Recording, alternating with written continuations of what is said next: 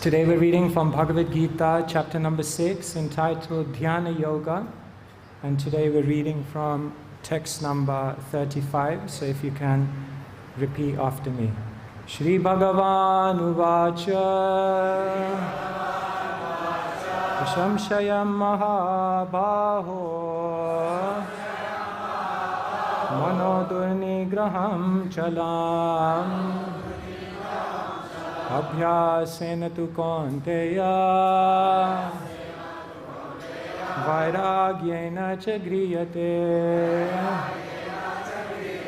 Translation and purport by His Divine Grace Sri Bhaktivedanta Swami Srila Prabhupada Ki.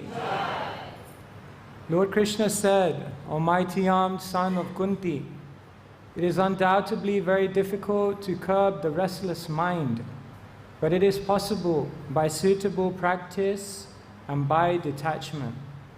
Purport. The difficulty of controlling the obstinate mind, as expressed by Arjuna, is accepted by the personality of Godhead. But at the same time, he suggests that by practice and detachment, it is possible. What is that practice? In the present age, no one can observe the strict rules and regulations of placing oneself in a sacred place, focusing the mind on the super soul, restraining the senses and mind, observing celibacy, remaining alone, etc. By the practice of Krishna consciousness, however, one engages in 9 types of devotional service to the Lord. The first and foremost of such devotional engagements is hearing about Krishna. This is a very powerful transcendental method for purging the mind of all misgivings. The more one hears about Krishna, the more one becomes enlightened and detached from everything that draws the mind away from Krishna. By detaching the mind from activities not devoted to the Lord, one can very easily learn Viragya. Viragya means detachment from matter and engagement of the mind in spirit. Impersonal spiritual detachment is more difficult than attaching the mind to activities of Krishna. This is practical because by hearing about Krishna, one becomes automatically attached to the Supreme Spirit. This attachment is called Pareshanubhava, spiritual satisfaction. It is just like the feeling of satisfaction a hungry man has for every morsel of food he eats. The more one eats while hungry, the more one feels satisfaction and strength. Similarly, by discharge of devotional service, one feels transcendental satisfaction as the mind becomes detached from material objectives. It is something like curing a disease by expert treatment and appropriate diet. Hearing of the transcendental activities of Lord Krishna is therefore expert treatment for the mad mind, and eating the foodstuff offered to Krishna is the appropriate diet for the suffering patient. This treatment is the process of Krishna consciousness. Srila Prabhupada Ki Jai. Krishna has a difficult task. He is trying to teach Arjuna something very high, something very, very important, something very, very critical, and Krishna has a short amount of time. In this day and age, teaching anyone anything is difficult. How many times have you just wanted to teach someone something, you say it once and they just accept it, understand it, and follow it? Very rare. Very rare that a teacher can just get through by saying one thing. Therefore, if we look at our Shastra, there are different ways and different means by which a teacher will teach their students. Telling them what to do is just one way of teaching. But there are many, many different ways, if you think about the pastimes of the Shastra, that we can teach others. For example, teach by experience. When Krishna wants to teach Uddhav that his spirituality is of a lower class to the spirituality of the residents of Vrindavan, then what does Krishna do? Does Krishna tell him that? No. Krishna tells him, Uddhav, I've got a task for you. Can you go and send a message to Vrindavan, send a message to the gopis? And then when he reached, he experienced the love of the gopis. He experienced the bhav of Viragya. And then what did he say? Vrindavane kimapi gulmalato sadhinam. I understood Krishna was teaching me by giving me an experience. So one way to teach is teach by experience. Another way you can teach someone is by engagement in devotional service. One time he came to Bhaktisiddhanta Saraswati Thakur and he said, Swamiji, Swamiji, I have many questions. Bhaktisiddhanta said, you just wait. First, there are some brahmacharis there. They are washing the pots, cleaning. You just go and help them first. And then we'll talk. So he went. And then he came back. Looked at Bhaktisiddhanta, said, so what are your questions? No more questions. No more questions. Bhaktisiddhanta said, yes. Sevan mukhe hi jivado Svayam eva spuratyada. If you do service, your senses become spiritualized. You can begin to perceive things. So another way to teach is teach by engagement. Another way you can teach others is just by your own being. In English they say your aura. In Sanskrit or in our tradition we say just by your purity, your effulgence, your duty. Isn't it? When Chaitanya Mahaprabhu comes to meet the Mayavadi sannyasis, then he comes and sits down in that very dirty place. And what do they? They are Mayavadis, they are impressed by the impersonal Brahman. But when they see Mahaprabhu's effulgence, that surpasses any brightness of the impersonal Brahman. When they perceive Mahaprabhu's humility, then immediately their heart is changing. Sometimes we can teach others not by what we say, but just by our own character. And if you don't have good character, no matter what you say, it will not reach someone's heart, isn't it? One person, he said to another person, I cannot hear what you're saying because your character is speaking too loud. Sometimes actions speak louder than words. What are you? What is your character? So that's another way to teach. You can teach by your own character. Another way you can teach is not by directly telling someone, but sending them to someone who can tell them. Can you think of an example? Who came? Vidura came to Uddhav, isn't it? Vidura was going on his pilgrimage and he came to Uddhav. And he had so many nice talks from Uddhav and he said, keep speaking, keep speaking. And Uddhav said, no, no, if you want to learn more, go to Maitreya. You can also send someone else, send them to someone else to learn. So can you see, when you study the Bhagavatam, when you study the Bhagavad-gita, you're not just studying philosophy, you can learn so many things about life. And one of the things you can learn about life is how to teach others. And here, Krishna is teaching by another method. He's teaching by impossibility. He's teaching Arjuna by impossibility. What do I mean by that? For 4 chapters of the Gita, Krishna has told Arjuna what he should do. Krishna says, you have to stay in the world. You can't go and leave the world. You can't go to the forest. You can't renounce. You can't take vanavas. It's not the right time. You have to engage in your duty. Karmanyeva dikaraste mafale shukadachana. Work, but in the spirit of detachment. But Krishna can see that the message is not penetrating still, fully. So what does Krishna do in the 6th chapter? Krishna teaches by impossibility. What does he do? He says, look, I told you what you should do, but now the way I'm going to convince you that this is what you should do is I'm going to teach you that the alternative is impossible. So this is another trick. Sometimes if you want to teach someone something, then sometimes you think, when is this person going to get it through their head what I'm telling them? Sometimes you can teach by impossibility. You can say, look, you don't want to do that? Then this is your alternative. And look what will happen if you do this. No, okay, I'll do that one then. Isn't it?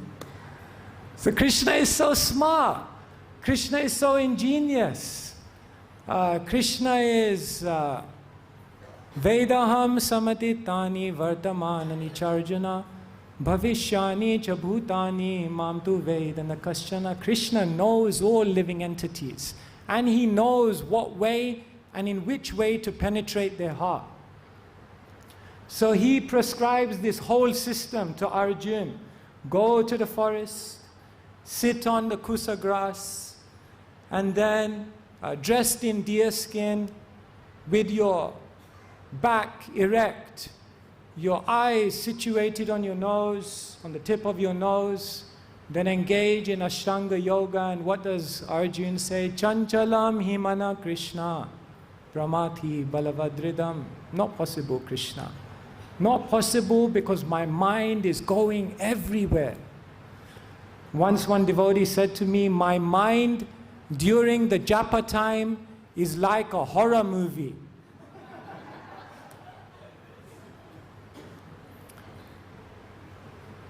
Mind is everywhere. Vayur eva sudushkaram. To control the mind, Krishna, is more difficult than to control the wind. So Arjuna says, it's impossible. It's impossible. Is there another way? Then Krishna again brings him back in this verse. Now I again tell you what to do. So the first thing I want to share with you in today's class is, when we're reading the Gita, we're of course reading the philosophy, but try to also understand the psychology of the Gita, the psychology of Arjuna, because you can learn so many things about life. You want to learn about relationships, you want to learn about lifestyle, you want to learn about how to make decisions, you want to learn about how to teach others. You can learn all of that from the Gita, along with the absolute truth of who you are. So now on to today's topic. Arjuna says, I don't think it's possible. Krishna says, Svayam, you have to do it. Undoubtedly, it's difficult, but it's possible. Arjuna is asking a question about the mind that's so pertinent in the world we're living in today. The biggest talking point in modern health is the mind. 20% of, I'm not going to give you a whole list of statistics about the mind. You can check up on the internet if you like. But just to give you a glimpse of the problems people have with the mind, 20% of individuals between the age of 15 and 30 in this world have a problem with the mind. 15 to 20-year-olds in this world, 15 to 30-year-olds in this world, you know what the second biggest cause of their deaths are? Suicide. Anxiety and depression. Do you know those two problems, how much they promote or how much they contribute to the economy of the world? $1 trillion every single month. Every single year, sorry. This is the mind. Just see how relevant the Gita is. Krishna is addressing a point which now has become the biggest talking point in the world. This is why we have to share the knowledge of the Gita with the world. Ultimately, it is our own mind. The mind is the cause of all problems. Therefore, there was the Avanti Brahmana, and he took up a life of renunciation. And then he began to look back on his life and he thought, why did I suffer so much in my life? Isn't it? Sometimes we feel, why did I suffer so much in my life? And what was his conclusion? Nayam jano me sukha dukha hetur na devatatma griha karma kalaha mana param kara mama mananti samsara chakram parivartayadyat. He said, I'm looking back on my life and I'm thinking, why did I suffer? Nayam jano, I used to think people were the cause of my suffering. I was wrong. Nadevatatma, later on I thought maybe the gods are the cause of my suffering. I was wrong. Graha, later on I thought it was my astrology. Prabhuji, very bad astrology. Moon is in the wrong place. Mars, Saturn. I was wrong, not the graha. Later on, karma. I thought maybe karma was the cause of my suffering. I was wrong. Kalaha. Then later on I thought maybe time is the cause of suffering, because in time everyone suffers. I was wrong. None of this. Not other people, not the gods, not my planetary systems, not the karma that I have, not even time. None of this was the cause of my suffering. What was the cause of my suffering? Mana param karanam amananti samsara chakram parivartayadyat. There is one thing that is perpetuating the samsara chakra, the repeated misery of this world. There's one thing that is perpetuating it. Mana param karanam amananti. The ultimate cause, the ultimate root problem. Mana is my own mind. And how many people in this world have learned to control their own mind?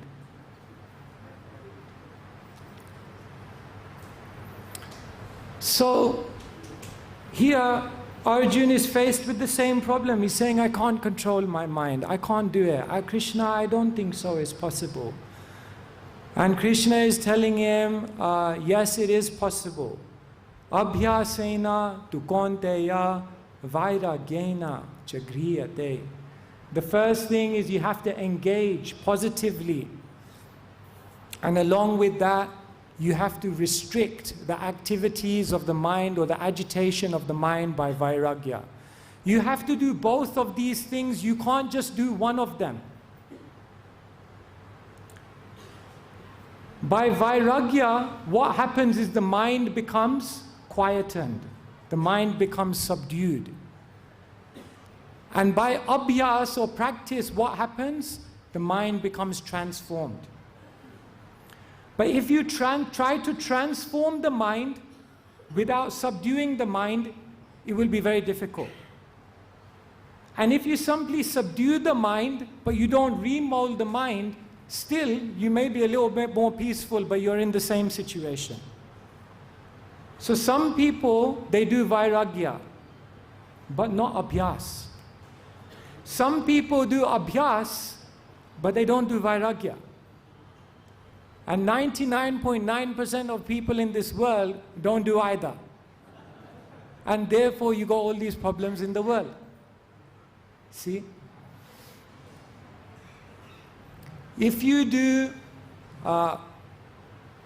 abhyas but not vairagya, if you don't create the proper situation for the abhyas to have its effect, Chaitanya Charitamrita says, Bahu janma kare jadi shravana kirtan tabutana paye Krishna pade prema dhan. You can do it for many lifetimes, abhyas. Bahu janma kare jadi shravana kirtan. You can do it for many, many lifetimes, but you may not reach your goal. And simply doing vairagya this will also, Krishna says, nasadhayati mam yogo na sankhya dharma uddhava nasvadhyayas tapas tyago. All these things, tapasya, tyaga, svadhyay, following dharma, all these aspects, any kind of vairagya, this in and of itself, it won't also help you to reach your goal. But when you bring these two things together, then it becomes extremely powerful. Therefore, if you look at Chatushloki Bhagavatam, in second canto, Krishna is speaking Chatushloki Bhagavatam to Brahma, and in the final verse, Krishna says something amazing. Maybe let me find that verse. It's nice to quote it, very important verse. So this is 2:9:36, I believe. Etavadeva jigyasam tattva jigyasunatmanah anvaya vyatirekabhyam yachyat sarvatra sarvada. Krishna says to Brahma, this is the final verse of the Chatushloki, which is the essence of the whole Bhagavatam. What does Krishna say? A person who is searching after the supreme absolute truth, the personality of Godhead, must certainly search for it up to this, in all circumstances, in all space and time, and both directly and indirectly. So this last bit is very, very important. Anvaya vatirekyabhyam. Krishna says to Brahma, if you want to find perfection, then you have to search for me in all times and places, in all situations, in all ways, but you have to search for me directly and indirectly. So when I read this, I thought, what does this mean? Directly you search for Krishna, you look for Krishna. What does it mean to search for Krishna indirectly? But then in the commentary, Vishwanath Chakravarti Thakur explains very nicely that to search for Krishna directly means that we should engage in the practices that are going to help us awaken pure devotion, Navavida Bhakti, Pancha Anga Bhakti. But the Acharyas, what they say is that to search for Krishna indirectly means to approach Krishna by cutting out things and removing things from your life which take you away from Krishna. In other words, Viragya. So Viragya means detachment. But the ultimate point of detachment is attachment to Krishna. Viragya means detachment, but Viragya also means Vishesha Raga. See? The Sanskrit word for detachment also means Vishesha Raga, which means a special type of attachment. Therefore, one who has true Viragya, they don't just have detachment from the world, but their detachment from the world is based on attachment to Krishna. So here in this verse, Krishna is saying these two things must come together, Vairagya and Abhyas. This is the power of a devotee. It's said that a mystic keeps their power in their hair. You can see, I'm not a mystic. But then your hair falls out.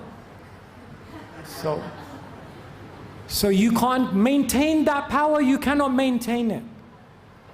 They say a jnani holds their power in their intellect. But do you notice with time your intellect even is lost? A yogi is holding their mind based on control of the mind and senses. But have you noticed how even the mind and senses can sometimes overcome, because very powerful. It's not stable.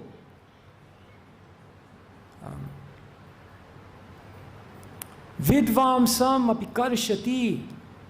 Even a learned person can be overcome. So if you try to draw your power from your hair, from your intellect, from your control of your mind and senses, different people draw their power from different things. A devotee draws their power from their bead bag. Therefore, when Prabhupada came, I thought about this a lot. Prabhupada came to America, and then Prabhupada, in the final line of his poem, when he arrived in America, what did he say? Bhakti nahi bedi nahi khub naam daro, bhakti vedanta naam ebe sarthak karo. Prabhupada, in the final line of his poem, he says, Bhakti nahi. I don't have any devotion. Bedi nahi. I don't have any knowledge. Khub naam daro. But the one thing I do have is strong faith in the holy name of Krishna. So I thought about this. Of course, Prabhupada is Bhaktivedanta. How can he not have knowledge and devotion? But I thought about this, and what I concluded was Prabhupada was giving us great hope. Because in the morning, if we wake up and we look in the mirror and we say, Bhakti nahi, we look at ourselves and we say, I have no devotion. I'm waving a lamp in front of Krishna, I have no devotion. I'm taking darshan, I have no devotion. If we're sitting in a class or we're reading Shastra, and then we come to the point where we realize, Bedi nahi, I have no knowledge. I passed all the exams, Bhakti Shastri, Bhakti Vaibhav, Bhakti. I don't have that knowledge, it hasn't penetrated my heart. Don't worry. Because Prabhupada said, Bhakti nahi, Bedi nahi, Khub naam daro. But if you take shout of the holy name, then the holy name can make everything up. And therefore, nastyeva, nastyeva, nastyeva gatiranyatha. Once we had this verse, in Mana in London, we have our altar, and then above the altar, it was this wide, we had this whole verse, Hare Nama, Hare Nama.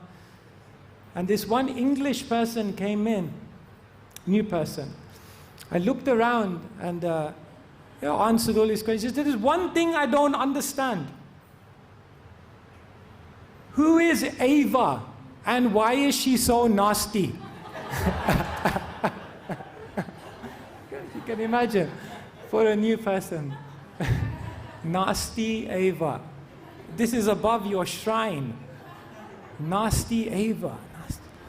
Who's that?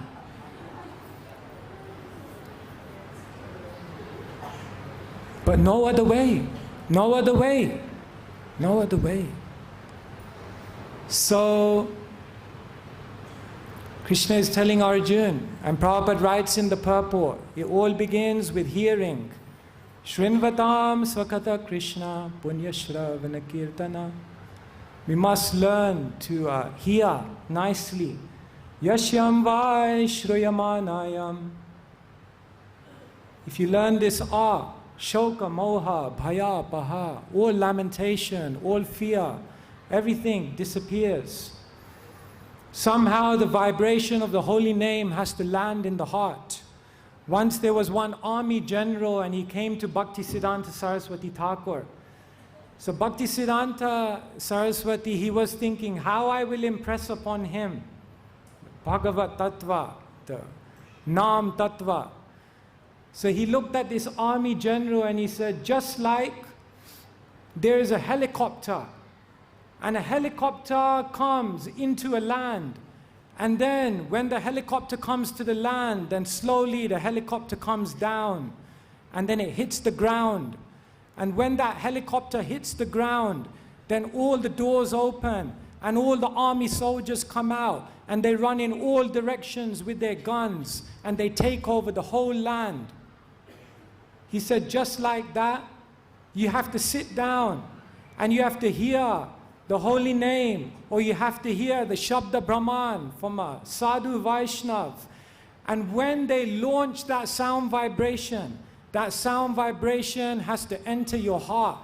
It has to hover, then it has to land in your heart. And as that vibration lands in your heart, then every syllable of the holy name will go to every part of your being, and it will conquer your consciousness. Rupa Goswami says, no? Tunde tandivini ratim vitanute tundavali labdhaye karna krodha kadambini ghatayate karna budebhya spriham chaita sangini prangini vichayate sarvendriyanam kritem no jane janita ki adbiramrite krishneti varnadai. Rupa says, I don't know how much nectar there is in the two syllables Krishna. When those syllables enter my ears, I desire millions of ears.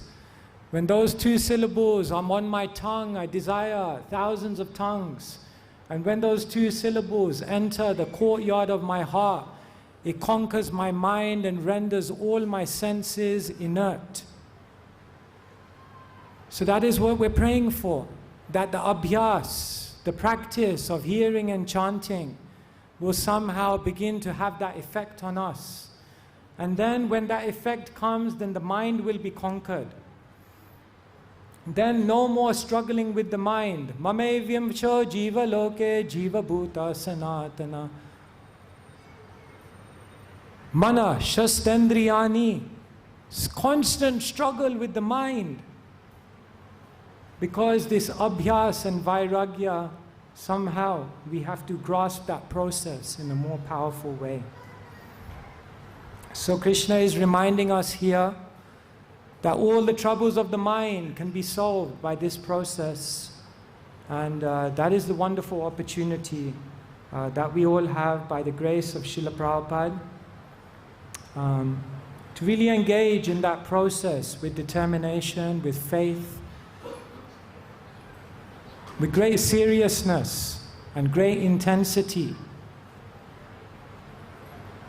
That is our meditation, because we're here in Vrindavan.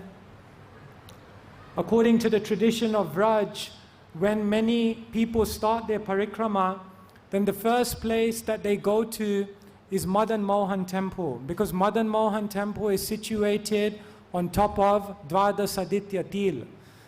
And why is Dvadasaditya Til named in that way, the hill of 12 suns?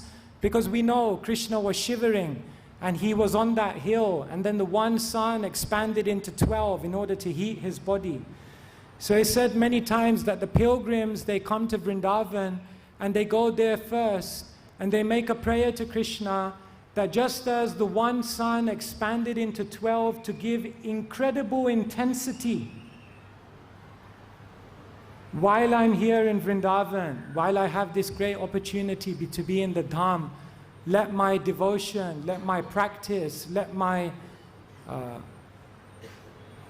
sadhana bhakti be 12 times more intense.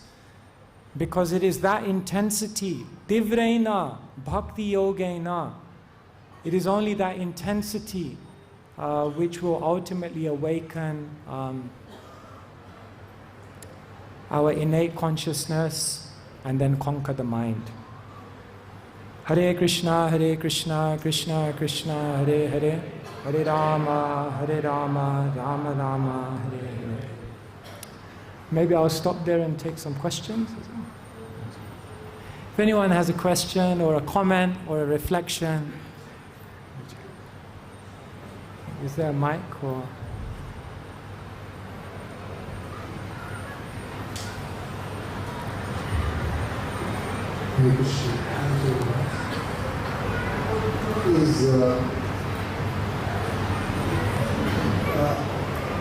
Is abhyas the cause of Viragya? If it is so, then do we need to practice Viragya in isolation, or will abhyas automatically work? Okay, very good question. So, how does Viragya and Bhakti How do they fit together? Do you need Viragya before you can get Bhakti? Is Bhakti causing Viragya to come about? Both. In Shastra, you'll find 3 statements about Viragya. One statement will stress that you need Viragya while you're practicing, before you attain Shuddha Bhakti. Other statements in Shastra will tell you that you attain Viragya automatically by Bhakti. And other statements in Shastra will tell you that Viragya is dangerous to Bhakti. Welcome to the world of Shastra. This is why you have to be able to understand everything in context. So sometimes Krishna will say, for example here, Vairagyena abhyasena tu kaunteya vairagyena chagriyate. You need Vairagya in the beginning. And we are all doing that, isn't it? There's some Vairagya. You have to abstain from many things. You have to control many things. Even now we're in Kartik, people have so many niyams. We know that a certain amount of Vairagya will support the development of Bhakti. So that's true. But then Shastra will say, Vasudeve Bhagavati Bhakti Yoga Prayojita Janayateshu Vairagyam Jnanam Chaya Dahaitukam. By Vasudev Bhakti, you'll get Vairagya. Because the real Vairagya comes when you have attachment to Krishna. Therefore, Vishesha Raga brings Vairagya. So that's also true. So that type of Vairagya is a very natural Vairagya. That type of Vairagya is known as Virakti. You see, there are different words for renunciation. So when Rupa Goswami is talking about the symptoms of bhav, then what does he say? Kshantir avyartha kalatvam viraktir manashunyata. Rupa Goswami is saying, if you will know you have bhav if you have these things. Kshantir, very forgiving. Avyartha kalatvam, you don't want to waste any time. Virakti, a natural detachment. So one type of Vairagya is a Vairagya which is cultivated. Another type of Vairagya is a Vairagya which comes by perfection. And there's another type of Vairagya which is discouraged. Because this type of Vairagya creates a hard heart. This type of Vairagya creates a pride. This type of Vairagya will not make your heart soft enough for bhakti to come about. And therefore you'll find in the 10th canto there's a verse which says, I can find it for you later, that one who is not too much attached or too much detached in this world is a good candidate for bhakti. So what's the dynamic of Vairagya and bhakti? You need Vairagya before you can get bhakti, number 1. You get Vairagya after bhakti, number 2. And Vairagya can also be a disturbance to bhakti, number 3. All are true. It's okay?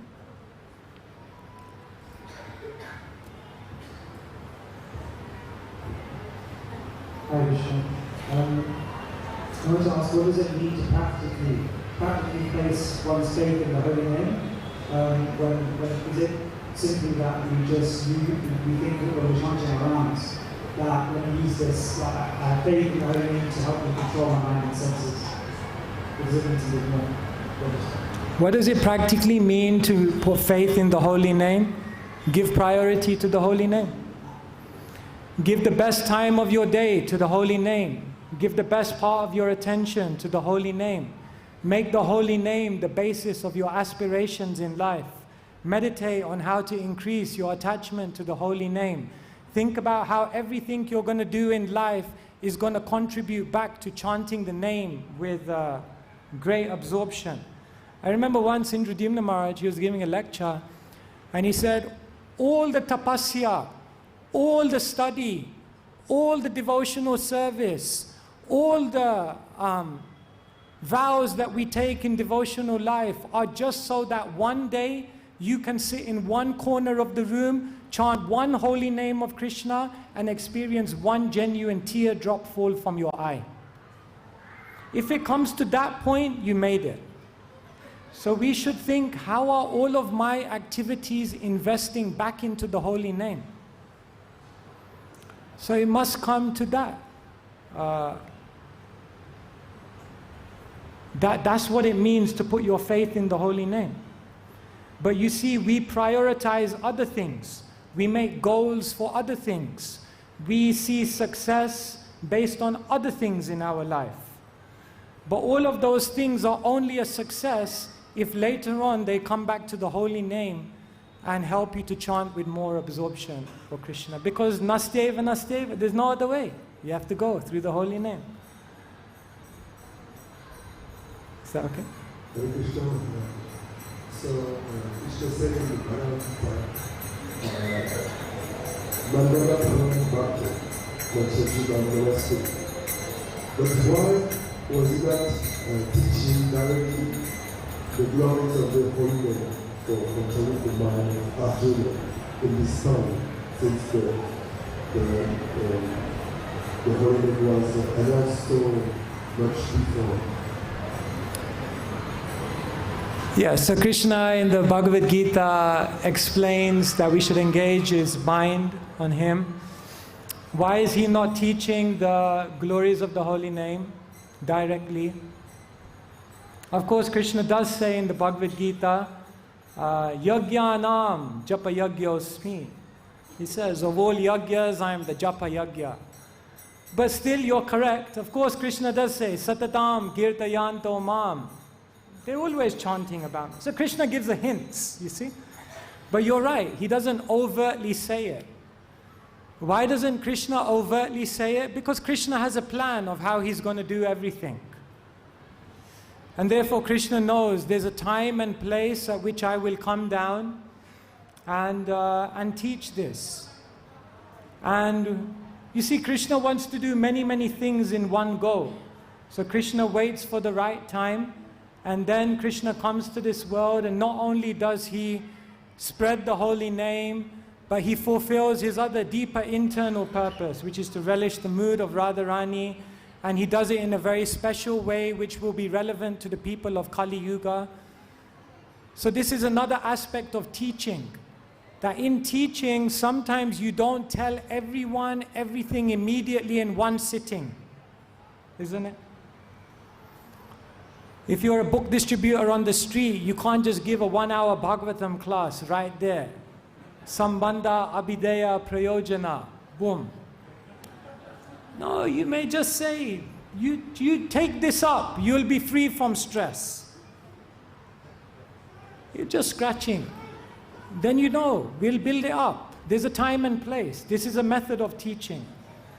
So Krishna came in Kali Yuga. We know Lochan Das Thakur tells the story of how Krishna decided to come in Kali Yuga, that one day he was in Dwaraka, and Krishna, he came to the palace of Rukmini. He was in the palace of Satyabhama, and he came to the palace of Rukmini. She welcomed him, and they sat down and they were having a loving interaction, and then all of a sudden Rukmini began crying. Krishna said everything was going nice. Now all of a sudden you're crying. Why are you crying? She said, you will not understand. Krishna said, no, Vedaham Samatitani. I know everything. She said, no, you will not understand. Only Radharani knows. Rukmini looked at Krishna and said, you're here today, but at one point you will leave. And when you leave, do you know what it feels like for us? You don't know what it feels like. Only Radharani knows. So Krishna, one doubt went in his mind. Oh my God, only Radharani knows. Just at that moment, Narad Muni was coming. So Narad Muni, Krishna invited him, oh great sage. They were having loving interaction. Narad Muni was there. Then Narad Muni began crying out of the blue. Krishna said, my God, one of those days.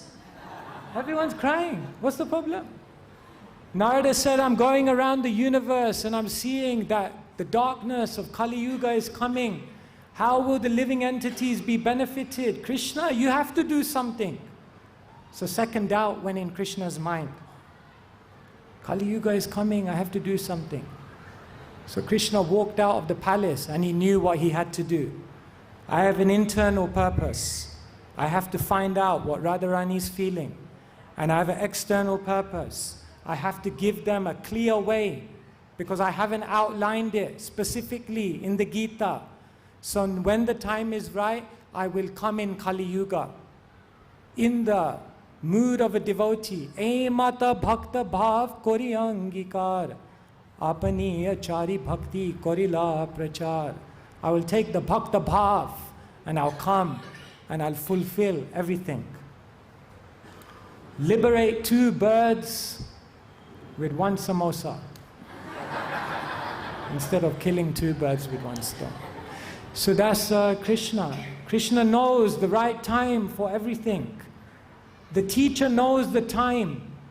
You see? You know, when I was a kid, the nurse used to give injections. And later on, when I was older, I figured out her technique. Because when you sit down and you have to get an injection as a child, you're very fearful. So she would just talk to me nice, and crack a joke, and then boom, straight in. Because there's a time. Timing is everything. If you do it at the right time, then it will really penetrate. So Krishna knows the right time. And Krishna therefore came in Kali Yuga at the perfect time to give the perfect process to attain perfection. So this is another aspect of Krishna's ingenious teaching.